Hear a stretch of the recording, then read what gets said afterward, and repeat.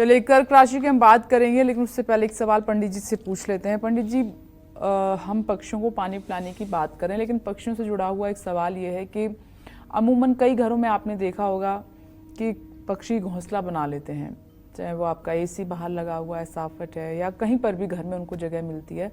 तो उस स्थिति में लोग क्या करें, और ये शुभ है अशुभ है, क्या करें? देखो, पंछियों में केवल कबूतर एक ऐसा पंछी है जो मतलब कि मानव मित्र है। इसे मानव के साथ रहने में बहुत मजा आता है। जहां आदमी का वास होता है वहां इसको रहने में बहुत अच्छा लगता है।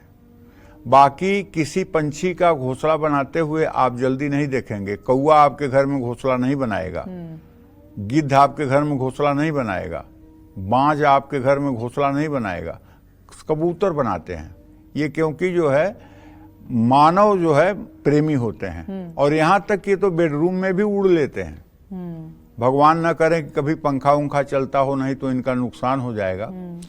तो देखिए, अगर कबूतर ने आपके घर में अंडा दिया है तब तो आप उसकी उसी तरह से हिफाजत करें जैसे आप अपने नवजात शिशु की करते हैं, क्योंकि सब में परम पिता परमेश्वर वही प्रभु विराजमान है। उस बच्चे में भी वही प्रभु विराजमान है। जब वो उड़ने लायक हो जाएं, जब वो उड़ जाएं, तो आपको अपने बालकनी में नेट वगैरह कुछ लगवा करके, जाल वगैरह कुछ लगवा करके ऐसी व्यवस्था करनी चाहिए कि कबूतर आए ही न। ठीक है। और दूसरी बात, हाँ, एसी पर भी कबूतर आ करके जो है और छोटी छोटी सींक ला करके वो जो अपना बैठने की जगह बनाते हैं, वो सींकें कभी कभी एसी में चली जाती हैं। खास करके विंडो एसी की ये दुर्गति है। तो उसके लिए भी कवर वगैरह कुछ लगवा देना चाहिए, जिससे कि मतलब कि उसकी सुरक्षा बनी रहे। जाल वाली कवर लगवा देनी चाहिए। और किसी भी कीमत पर इन पंछियों का अहित न होने पाए, इस बात का पूरा ध्यान रखना चाहिए। क्योंकि एक कबूतर को जो है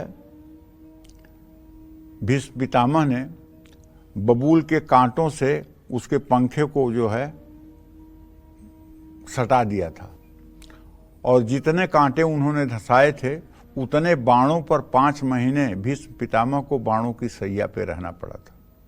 इसलिए हम मनुष्य हैं और सारे जीव जंतु सुखी रहें, इसकी जिम्मेदारी हमारी होती है। इसलिए कि 84 लाख योनियों में सिर्फ हमारे पास ही विवेक और बुद्धि है। बाकी जानवरों के पास, जीवों के पास आहार, निद्रा, भय, मैथुन, ये 4 गुण सबके अंदर हैं। लेकिन एक्स्ट्रा गुण अगर किसी के पास है, विवेक, ज्ञान, वो हमारे अंदर है। इसलिए इस सृष्टि की रक्षा करना, भगवान की सृष्टि में सहयोग करना, ये हमारा परम धर्म बनता है। इसीलिए गौतम बुद्ध ने भी कहा कि जीव जीवों पर दया करो, समस्त जीवों पर दया करो। ऐसा गौतम बुद्ध ने कहा। अहिंसा परमो धर्मः। जो लोग मांस मछली का सेवन करते हैं, दूसरे जीवों को अपना आहार बनाते हैं, क्या गति होगी इनकी, ये तो ईश्वर जाने। लेकिन हमारे शास्त्रों में इससे वर्जित किया गया है कि ऐसा नहीं करना चाहिए। ऐसा करने से आलस्य, निद्रा और प्रमाद होता है, जो मनुष्य को पतन के गर्भ में लेके जाता है, पतन के गर्त में लेकर के जाता है। इसलिए भोजन और रहन सहन की शुचिता होनी चाहिए।